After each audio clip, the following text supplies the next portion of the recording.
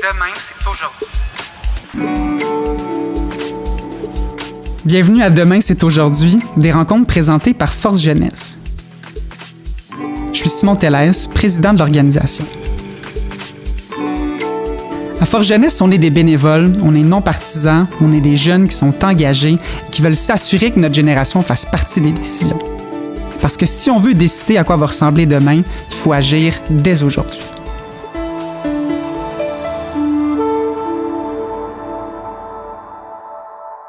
Je pense qu'une des choses qui a le plus d'impact dans mon style de vie sur l'environnement, c'est que je fais du vélo pour aller à tous les jours travailler. Moi, étant courtier immobilier, tu sais, mon travail, je suis beaucoup sur la route. Tu sais, je me suis commandé une voiture complètement électrique. Puis présentement, j'ai un hybride. Où ce que j'habite, le chauffage est au gaz naturel. Je suis impliquée avec Divest McGill et Climate Justice Action McGill, qui sont deux comités environnementaux sur le campus. Donc, on parle de grèves, de manifestations, de pétitions, tout ce qui est pour mettre la pression sur notre université pour qu'elle désinvestisse ces 50 millions de dollars investis dans l'industrie pétrolière. Demain, c'est aujourd'hui. On est aujourd'hui réunis pour parler de la transition énergétique. On sait que 99% de l'électricité qui est produite au Québec est une énergie qui est propre. Cependant, parmi toutes les énergies qui sont consommées au Québec, environ seulement 35% sont de l'électricité. C'est donc dire que la majorité de l'énergie qui est consommée n'est pas une énergie qui est propre. Il y a encore beaucoup de travail à faire. Pour en parler aujourd'hui avec nous, on a deux invités de marque. Tout d'abord, M. Thomas Mulcair, qui est ancien ministre de l'Environnement du Québec, également qui a été chef de l'opposition officielle à Ottawa et qui est aujourd'hui professeur invité au département de sciences politiques de l'Université de Montréal. Bonjour, M. Mulcair. Bonjour, Simon. On a également avec nous M. David Murray, qui est chef de l'innovation et président de Hydro-Québec Production. Bonjour, M. Murray. Bonjour, Simon. Alors, M. Mulcair, pour commencer, vous avez eu différentes fonctions qui sont très, très nombreuses, très, très variées dans le domaine de l'environnement. Qu'est-ce qui fait que vous êtes encore aussi engagé aujourd'hui? Je pense qu'une fois qu'on réalise jusqu'à quel point ce sont des problèmes qui sont en quête de solutions, puis qu'on aime travailler en administration publique et connaître les instruments qui sont à notre disposition, on est vraiment porté à faire partie des gens qui vont travailler pour l'avenir. Développement durable veut tout simplement dire penser aux aspects économiques, sociaux et, bien entendu, environnementaux à chaque fois que les gouvernements, peu importe le niveau, doivent prendre une décision. Le plus grand défi devant nous, c'est de substituer des énergies qu'on a en ce moment qui sont de sources fossiles, qui sont très dangereuses pour la planète, pour les gaz à effet de serre, trouver des manières créatives, constructif pour l'avenir. Et c'est pour ça que je suis tellement ravi d'être avec M. Murray d'Hydro-Québec, parce que je pense que dans le monde, Hydro-Québec est un modèle d'innovation, de créativité et bien entendu, d'énergie propre et renouvelable. Justement, on va en parler avec M. Murray. M. Murray, vous êtes présentement président d'Hydro-Québec Production. Vous avez été par le passé président d'Hydro-Québec Distribution. Pour le bénéfice des auditeurs, pouvez-vous nous expliquer un peu les différentes entités d'Hydro-Québec? Oui, en fait, Simon, c'est important de comprendre, c'est toute la même grande famille Hydro-Québec. Il faut comprendre que pour fabriquer l'électricité, ça prend des turbines. Donc, les turbines font partie du groupe de production. Ensuite, l'électricité, une fois qu'elle est produite, est transportée sur les grandes lignes qu'on voit souvent dans les régions du Nord qui s'en viennent vers les grands centres. Donc, ça, c'est l'équipe de Transénergie qu'on appelle. Puis, par la suite, ça arrive dans les centres, dont on a l'équipe de distribution, donc qui est en fait le distributeur. Distribution et Transénergie sont des entités qui sont réglementées par la Régie d'énergie, alors que le producteur y est indépendant. Parfois, on travaille dans une carrière pendant des années sans vivre de grands changements. Là, on est au cœur de cette transition énergétique-là. Puis, on est chef de file reconnu mondialement comme un leader de production énergétique verte. Mais on veut pas s'arrêter là. Donc, on travaille à regarder le futur et à amener plusieurs innovations. Première question que j'ai envie de vous lancer à tous les deux. Quel est le rôle de l'État dans la transition énergétique puis la lutte au changement climatique? Monsieur Mulcair, vous avez commencé à en parler. Quel est ce rôle-là du gouvernement, de l'État, pour accélérer la transition énergétique?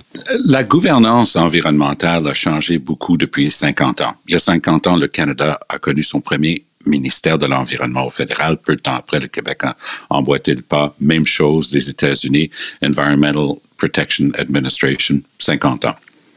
À l'époque, c'était l'État qui prenait le contrôle et c'était, si vous me passez l'expression anglaise, top-down. En d'autres mots, c'est l'État qui disait ce qui s'en vient et ce qu'il faut faire.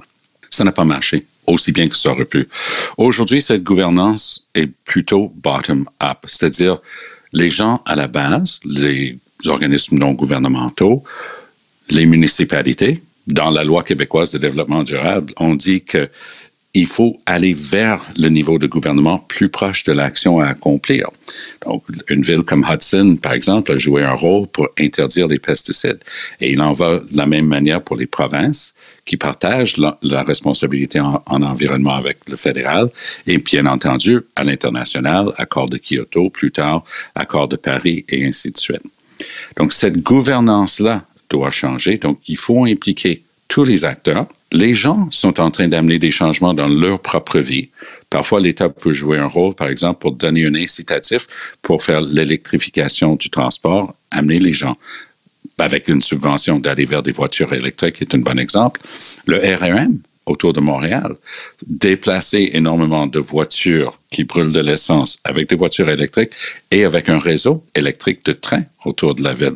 Donc ça, c'est un rôle de l'État. Monsieur Murray, comment Hydro-Québec travaille en partenariat avec l'État pour atteindre l'objectif de transition énergétique? Quel genre d'interaction il y a entre Hydro-Québec et le gouvernement? Bon, en fait, on travaille très près avec le gouvernement, naturellement. On veut s'assurer qu'on s'intègre bien dans les politiques énergétiques qui sont envoyées. Mais je pense que ce qui est important, c'est en tant que Québécois, c'est de travailler à faire une décarbonation qui est efficace. Donc, de mettre les meilleurs dollars en tant qu'Hydro-Québec à la bonne place pour aller chercher le plus de réduction de GES possible.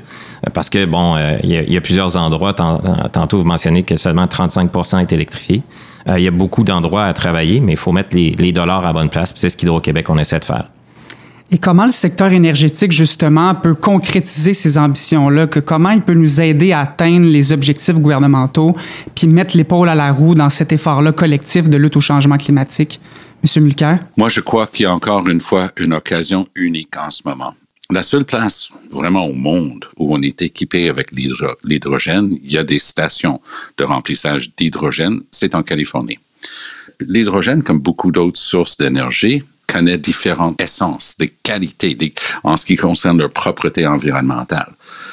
Le plus sale, évidemment, c'est d'utiliser une énergie fossile comme le gaz naturel, puis on comprime, puis on peut aller chercher facilement de l'hydrogène là-dedans. L'hydrogène la plus propre, évidemment, vient de l'électrolyse, c'est-à-dire on met un courant électrique dans de l'eau. C'est un peu plus cher. Il y a des technologies à développer et je suis sûr que l'IREC pourrait jouer un rôle là-dedans. Mais avec l'électrolyse, on peut produire une énergie propre d'une autre énergie propre. Je m'explique. La difficulté majeure avec l'hydroélectricité, évidemment, c'est le stockage, de toute forme. Une éolienne n'a pas de puissance. Elle peut générer de l'énergie, mais la puissance vient du vent. La puissance d'une centrale hydroélectrique se trouve en arrière du barrage.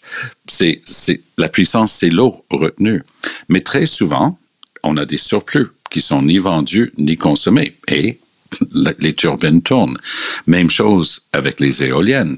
En fait, les contrats avec les sociétés privées, parce que c'est surtout ça qui vendent Hydro-Québec, indiquent la quantité maximale qu'ils peuvent produire. Mais encore une fois, il y a beaucoup d'énergie qui pourrait être utilisée pour stocker cette énergie-là avec de l'hydrogène.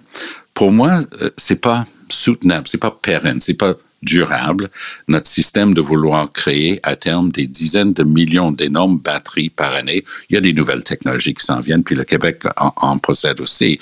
Mais en gros, les terres rares, les substances que ça consomme sur la planète, c'est pas pérenne. Je pense qu'il faut regarder plus loin parce qu'il y a 20 ans, tout le monde regardait l'hydrogène comme l'avenir. On peut penser à Ballard Power Systems, mais qui a dégringolé parce que les gens disaient non, c'est Tesla, c'est les batteries, on va sur ce chemin-là. Mais nous sommes positionnés de manière absolument unique au monde et certainement en Amérique du Nord pour développer cet hydrogène. Et quoi de mieux que de le faire avec notre partenaire de Californie, parce qu'ils sont déjà en avance sur l'utilisation dans les voitures. Nous, on peut se mettre en avance et développer les technologies pour aller chercher. C'est la nouvelle génération. Je ne parle pas pour dans 2-3 ans.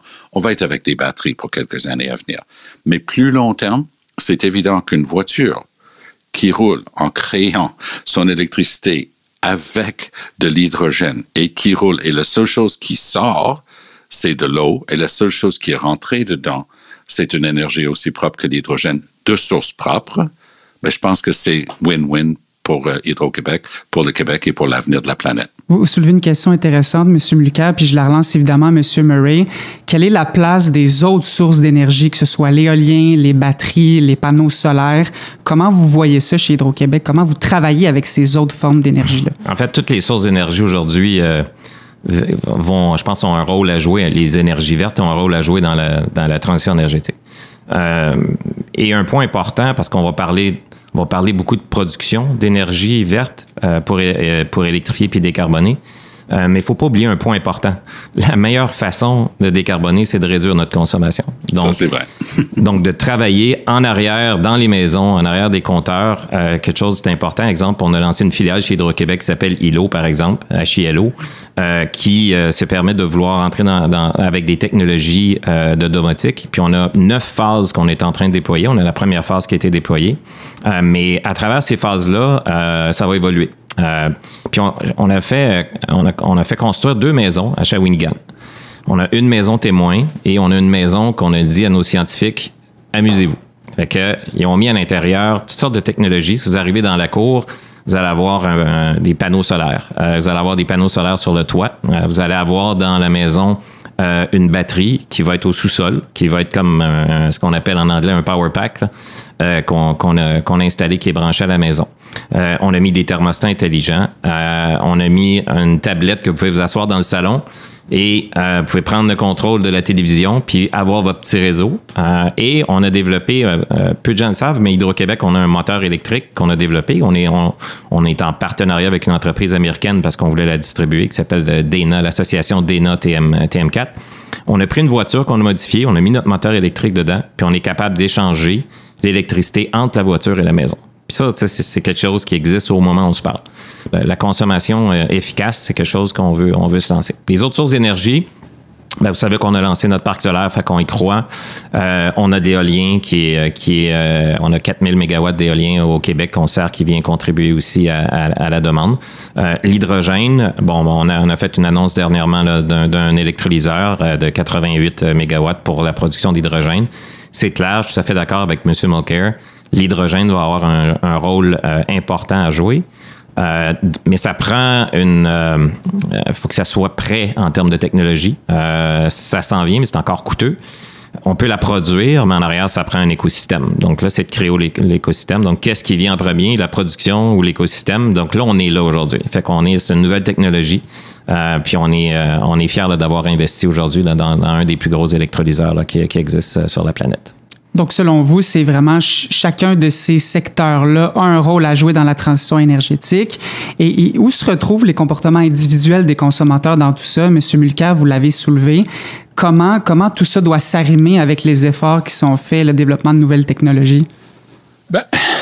Au cours des 20 dernières années, pendant lesquelles j'ai travaillé sur ces questions-là, j'ai souvent reproché au gouvernement, avec un S, de mettre la faute sur les épaules des citoyens. Moi, je me souviendrai toujours du défi d'une tonne. Le Canada avait signé Kyoto. On avait un des pires bilans au monde pour l'augmentation des gaz à effet de serre.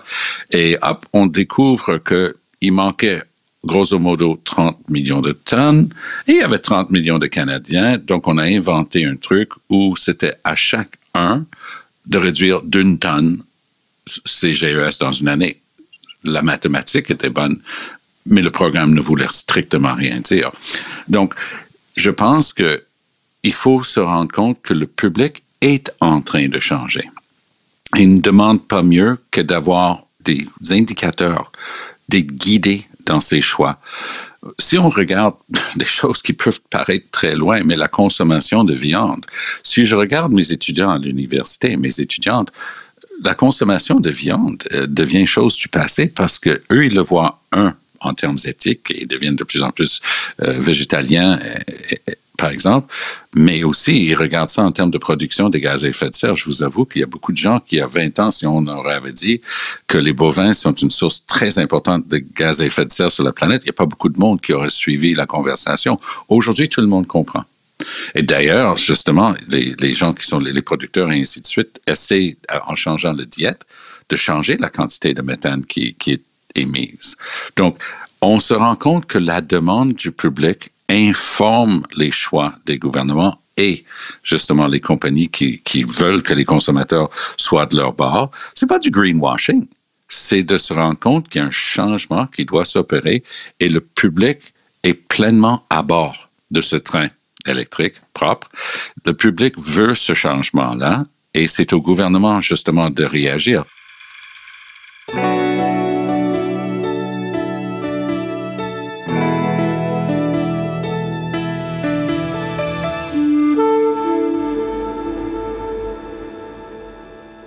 Ce qu'on constate malgré tout, c'est qu'au Québec, on consomme énormément d'énergie. Peut-être que c'est cette impression-là qu'on a d'abondance, justement, le fait également que notre énergie hydroélectrique est propre. Monsieur Murray, quel genre de défi ça représente pour Hydro-Québec, ça? Moi, je pense que c'est un travail d'équipe. Puis on a une occasion en tant que Québécois avec la transition énergétique. Le rêve qu'on a présentement, qu'on est à travailler, c'est de créer des quartiers Hydro-Québec. Puis là-dedans, tout le monde va y participer. C'est-à-dire, imaginez un quartier où, justement, on a une maison, comme je vous parlais tantôt, mais les maisons sont reliées entre elles. Que dans ce quartier-là, il y a une batterie, comme une batterie qu'on vient de lancer avec notre filiale Evlo, avec des panneaux solaires où on amène une certaine résilience, qu'on baisse la consommation des Québécois parce qu'effectivement, on est parmi les plus grands consommateurs d'électricité au Québec, de par nos tarifs qui sont pas chers. Les tarifs, c'est toujours trop cher, des tarifs, mais on est quand même privilégiés. On a une opportunité de travailler ensemble. Puis la beauté de ça, c'est si on déploie des technologies dans les maisons, puis qu'on les adopte, ce qui arrive, c'est qu'on va baisser la consommation dans nos maisons. La beauté de ça, c'est que pendant qu'on baisse la consommation dans nos maisons, avec soit dans nos maisons ou en incluant des micro-réseaux comme on fait à Lac-Mégantic, mais multiplier ça un peu partout au Québec, en tant que Québécois, ce qu'on est en train de faire en baissant notre niveau de consommation, c'est qu'on rajoute de l'eau dans nos barrages. Puis en ayant plus d'eau dans nos barrages, alors qu'on est en train de construire des lignes présentement où on planifie de construire des lignes, ce que ça nous permet en tant que Québécois, c'est de nous serrer les coudes puis d'aider la balance commerciale du Québec parce que quand Hydro-Québec va avoir cette eau-là encore plus disponible dans nos réservoirs, on va pouvoir exporter encore plus. La transition énergétique offre une possibilité à Hydro-Québec d'être un joueur rassembleur à travers la transition énergétique, de permettre avec des technologies d'installer ça dans vos maisons, ce qui va faire qu'en tant que citoyen, votre facture va baisser. Fait que c'est gagnant pour le consommateur.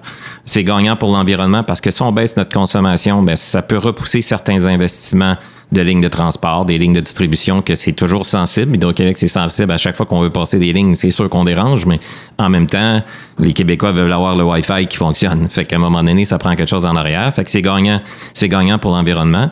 Puis à terme, comme je l'expliquais, bien, ça nous permet qu'en tant que grande entreprise québécoise d'être capable d'exporter ou de décarboner encore plus l'environnement au Québec.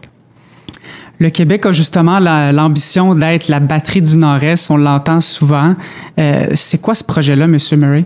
Ouais, en fait, là, il faut faire attention. La batterie, là, ça peut être mélangeant pour les gens. Fait que la batterie, la plus grosse batterie qu'on a, comme disait M. Mulcair, c'est nos réservoirs en arrière. Parce que c'est de l'eau, c'est de la réserve d'énergie qui est emmagasinée derrière nos centrales, puis que quand on a besoin de l'utiliser, on part les groupes, on turbine, puis on envoie l'électricité. Ça, c'est la batterie du Nord-Est. Puis nous autres, ça nous permet, avec cet avantage-là, de pouvoir équilibrer les réseaux. Donc, quand on parle d'une batterie, c'est qu'il y a des sources qui sont intermittentes. Si on prend le solaire ou l'éolien, qui est beaucoup plus présent à l'extérieur du Québec parce que les coûts sont beaucoup plus élevés, les coûts d'électricité, c'est intermittent. Donc, cette énergie-là, il faut la capter à un moment donné pour pouvoir l'injecter sur le réseau au bon moment. Fait que ça c'est une valeur qui est assez grande. Donc, pour nous, avec nos réservoirs, quand ces besoins-là sont présents, on peut agir sur les réseaux et équilibrer les différents réseaux. Puis vous pouvez imaginer, éventuellement que le solaire est en croissance phénoménale. L'éolien est en croissance partout dans le monde. Fait que ces besoins-là, dans le territoire du Nord-Est, vont être en croissance. Donc, d'être le joueur qui va être capable d'équilibrer tout ça, on a certainement un beau rôle à jouer dans cette démarche-là. Puis sur l'impact, justement, que le Québec, Hydro-Québec pourrait avoir en dehors de ses frontières, M. Mulcair, vous le disiez, les changements climatiques n'ont pas de frontières. Quel rôle est-ce qu'on peut jouer au Québec, au Canada d'abord, puis même à l'international, dans cette transition-là énergétique? Bien, dans un premier temps, on peut faire des petits changements qui requièrent une approche ensemble du gouvernement. M. Murray le disait tantôt, il y a les mégawatts qu'on produit, mais on peut appeler ça des négawatts. Quand on conserve de l'énergie, le résultat est le même, il y a plus d'énergie disponible. Donc, par exemple, la construction de nouvelles maisons. On construit des dizaines de milliers de nouvelles maisons au Québec. Alors, M. Murray expliquait les nouvelles technologies qui sont en train d'être mises au point par Hydro-Québec pour l'avenir. Mais déjà en ce moment, si on faisait juste augmenter le niveau d'isolation de chacune de ces dizaines de milliers de nouvelles maisons par année, à terme, ça aurait un bon effet. Mais il y a tellement de différents départements, puis encore une fois, il y a du fédéral, provincial dans les codes du bâtiment, ainsi de suite. Mais c'est là où il faut agir. Il faut prendre une approche où c'est pas juste au ministère de l'Environnement ou Énergie et Ressources naturelles. Il faut que l'ensemble du gouvernement y participe. C'était ça l'idée de la loi sur le développement durable qui a été adoptée unanimement il y a une quinzaine d'années par l'Assemblée nationale. Et on commence à mettre les outils en place pour forcer l'administration d'obéir ces grands principes-là. Et moi, je suis très content. Le gouvernement de la CAQ est en train de faire des démarches en ce moment pour rendre imputables les gestionnaires au plus haut niveau de l'application de la loi sur le développement durable. Et c'est une très bonne nouvelle. Dans l'ensemble de l'Amérique du Nord, ce sont les juridictions qui ont gardé la propriété publique d'un bien public, de ce qu'on appelle un service public, comme Hydro-Québec. C'est BC Hydro en Colombie-Britannique, Manitoba Hydro dans la province du même nom et Hydro-Québec. Et M. Murray le mentionnait, si on privatise, le coût monte énormément parce que l'argent est retourné à des actionnaires plutôt que d'être retourné au public sous forme de meilleurs tarifs. Si vous avez des amis en Ontario, demandez-leur. Ça coûte environ 2 fois plus pour l'électricité à domicile en Ontario qu'ici au Québec. Donc, on est chanceux. On a cette utilité publique. C'est comme ça, c'est choyé, c'est préservé. C'est extraordinaire le travail qui a été fait de tous les temps. Damien Bouchard, qui était un des grands penseurs des années 40, 50, pour donner vie à un Hydro-Québec qui allait être autonome, indépendant et excellent. Et c'est ça, la beauté d'Hydro-Québec. C'est un centre d'excellence dont on peut vraiment s'enorgueillir et être très fier au Québec. Et M. Murray, vous répondez quoi à ceux qui disent que justement de la privatisation, par exemple, d'Hydro-Québec pourrait accélérer l'innovation? Vous êtes chef de l'innovation vous-même. Qu'est-ce que vous répondez à ça? On n'a pas. Aujourd'hui, on investit environ 120 millions par année avec le centre de recherche, l'IREC. Il n'y a pas vraiment, je pense qu'on est, c'est pas vraiment une limitation aujourd'hui pour nous autres. Là. Je pense qu'on est en train de travailler sur plusieurs créneaux dans l'innovation. Numéro 1, bon, l'efficacité énergétique. Ça, on a déjà lancé dans cette démarche-là, puis ça va évoluer. Autant au niveau résidentiel que commercial institutionnel. Donc, on est en train de travailler dans cette démarche-là. Deuxièmement, M. Mulcair parlait des maisons tantôt. Bon, on est en train de regarder justement comment on pourrait bâtir des maisons net zéro. Donc, des maisons qui produisent autant qu'elles consomment. Donc, ça, c'est une autre démarche qui va nous permettre justement d'amener, si on veut rêver à un quartier Hydro-Québec, avec des maisons qu'on est en train de construire, de mettre toute cette technologie-là de l'avant. C'est pas plus difficile. Puis d'ailleurs, on a fait un concours il y a à peu près 1 an et demi, alors qu'on pouvait se promener puis voyager un petit peu plus, avec un partenariat avec l'Université McGill Concordia. On a travaillé avec des étudiants, avec nos chercheurs de Québec, dans un concours qu'on appelle un décathlon de maisons net zéro, qui a eu lieu en Chine. Puis peu de gens le savent, mais on a gagné 5 prix avec l'université. On a terminé 3e dans le monde avec notre maison éco-énergétique. Maison qu'on a bâtie ici, qu'on a transportée par bateau puis qu'on a laissé justement aux citoyens. Ça se passe en Chine. On a gagné des prix face à l'Allemagne, la Chine, les États-Unis. On en était très fiers. Donc ça, c'est un domaine qu'on est en train de regarder. Le troisième, c'est le côté énergie. On parlait tantôt d'énergie. Le solaire, l'hydraulique, on est maître là-dedans. Le solaire, l'éolien, l'hydrogène, on est en train de regarder ces types d'énergie-là. Travaille sur l'intelligence artificielle. Parce que si on veut connecter les choses ensemble, je pense que ça peut nous amener à d'autres volets. On travaille sur la mobilité. On a des moteurs. On a notre réseau électrique au Québec. On a des milliers de bornes qu'on est en train de déployer. On est en train de travailler à d'autres projets dans cette démarche-là. On vient de lancer un logiciel qui est AXO, qui est un logiciel sur le réseau électrique. C'est un peu comme le Waze, entre guillemets, mais vous rentrez les spécifications de votre véhicule, puis ça va vous guider exactement où aller, qui est très porteur. Et on est en train de planer, à travailler sur un concept qui s'appelle les services énergétiques. En anglais, ils appellent ça Energy as a Service, pour justement permettre à des entreprises de vouloir s'électrifier. Donc, c'est quelque chose qu'on est en train de travailler. Donc, on a plusieurs chantiers là, qu'on est en train de travailler en innovation. Il n'y a pas vraiment de limitation aujourd'hui pour Hydro-Québec. Comme disait M. Mulcair, on est privilégié d'avoir ce qu'on a aujourd'hui. Il y a des bâtisseurs qui nous ont permis d'avoir ce flambeau-là aujourd'hui. Bien là, notre job, nous autres, en tant que prochaine génération, responsable d'innovation, nos chercheurs, c'est de continuer à garder le flambeau pour bâtir Hydro-Québec de demain. C'est intéressant, puis évidemment, c'est un des enjeux à Fort Jeunesse sur lequel on travaille le plus, c'est la place des jeunes dans les lieux décisionnels, et on pense que les jeunes ont un rôle tellement important à jouer. Monsieur Mulcair, comment vous le voyez, le rôle de notre génération qui est conscientisée, qui est sensibilisée? Comment on peut avancer les choses, puis pousser les réflexions encore plus loin, puis l'action surtout? Je le sens tous les jours à l'université. M. Murray a raison. Les jeunes de nos jours n'ont plus besoin d'être convaincus. Il n'y a pas de débat autour de la nécessité de réduire les gaz à effet de serre et d'endiguer les changements climatiques, du moins au niveau universitaire, parmi les jeunes, que ce soit au cégep ou au secondaire. Eux, ils ont compris. Donc, c'est soit on attend qu'ils remplacent les politiciens qui ont toujours refusé d'agir, soit les politiciens commencent à comprendre que c'est dans leur intérêt aussi, eux autres, personnellement, et de leur famille, mais même politiquement. Il faut commencer à se rendre compte qu'il faut être au même diapason que le public qui a compris que l'accord de Paris, c'était pas juste pour bien paraître, c'était pour produire un résultat. Et pour moi, ça a toujours été la chose la plus importante. C'est-à-dire d'arrêter des débats sur les moyens et juste mesurer le résultat. Et si on fait ça, le Canada a tout ce qu'il faut pour réussir. Le Québec, encore mieux placé que toute autre province pour atteindre le résultat. Et par exemple, si le gouvernement fédéral impose une sorte de taxe malus-bonus sur la taille des moteurs, par exemple, plutôt que d'acheter un Dodge Ram ou un Ford F-150, les gens vont aller vers quelque chose de plus économique parce que tout d'un coup, le litre d'essence va augmenter sensiblement. Mais c'est exactement ce qu'il faut faire. Parce que les gens peuvent continuer de remplir ces BM-là avec de l'essence qui coûte très, très peu. Et pourquoi ils changeront leur comportement? Donc, c'est un comportement qui doit changer si on veut atteindre le résultat. Les instruments de politique publique pour y arriver sont connus. C'est souvent des instruments d'ordre fiscal ou réglementaire, mais le public, les jeunes en particulier, sont en train de pousser de la base vers le haut en disant, nous, on exige l'atteinte du résultat. Arrêtez de nous faire des belles façons.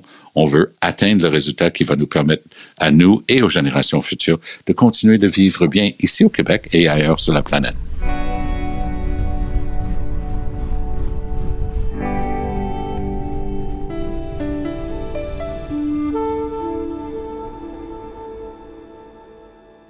En conclusion, j'ai envie de vous demander, vous êtes deux acteurs de premier plan au milieu énergétique au Québec, en environnement en général. Quel est le chemin qu'on a parcouru depuis le début de votre engagement, M. Mulcair? Moi, je pense que c'est devenu justement tellement compris qu'un parc d'éoliennes, si ça fait l'objet d'une bonne démarche d'acceptabilité sociale et le monde est à bord, fait partie de l'offre énergétique. De faire de l'hydroélectricité, si on arrête les vieilles pratiques où on laissait les arbres, puis ça émettait justement beaucoup de gaz à effet de serre, puis on change nos pratiques, on peut faire de l'hydroélectricité, mais il faut avoir des partenaires, des gens qui étaient là avant nous, les Premières Nations, les Inuits, c'est essentiel, mais c'est la voie de l'avenir. On est choyé. On a tendance à oublier que le Québec, c'est 3 fois plus grand que la France, qui est le plus grand pays d'Europe. On a un territoire, on a tellement de rivières et de lacs, il faut vraiment regarder justement vers l'avenir.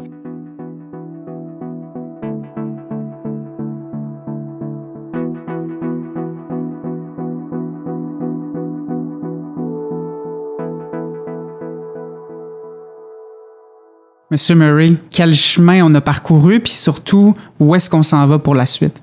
En fait, je vais raconter une anecdote. Dans les premières semaines, ça fait 5 ans que je suis chez Hydro, là, dans les premières semaines, je me souviens des premières discussions qu'on avait sur la transition énergétique. Et il y avait un directeur qui est venu présenter au comité de direction des maisons avec des panneaux solaires dessus. Puis, on regardait le coût de l'installation des panneaux solaires sur le toit. On regardait ce que ça avait l'air. C'était énorme.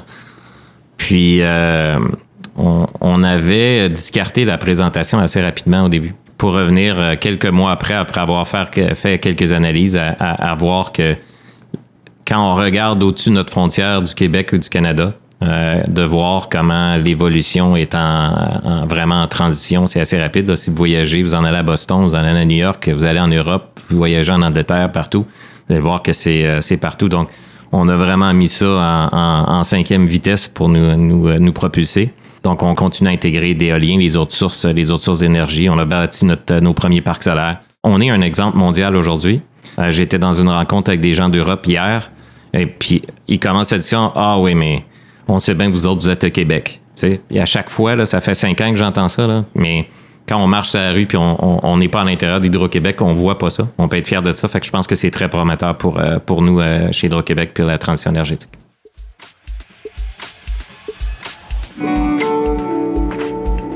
En tout cas, c'est rassurant de vous entendre, de voir qu'on a les moyens de nos ambitions, qu'il existe autant de solutions, puis surtout que chacune peut jouer un rôle important dans la transition énergétique.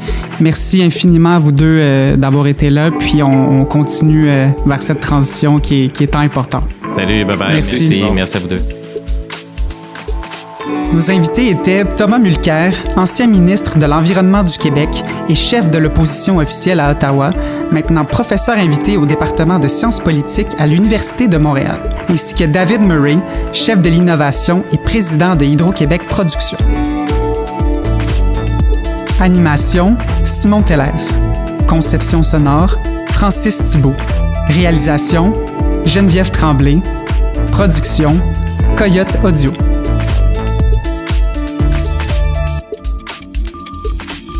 Ce balado est présenté par Force Jeunesse et a été rendu possible grâce au soutien de la Caisse Desjardins de l'administration et des services publics. Nous tenons également à remercier Trivium Avocats Notaires Conseil, notre partenaire collaborateur.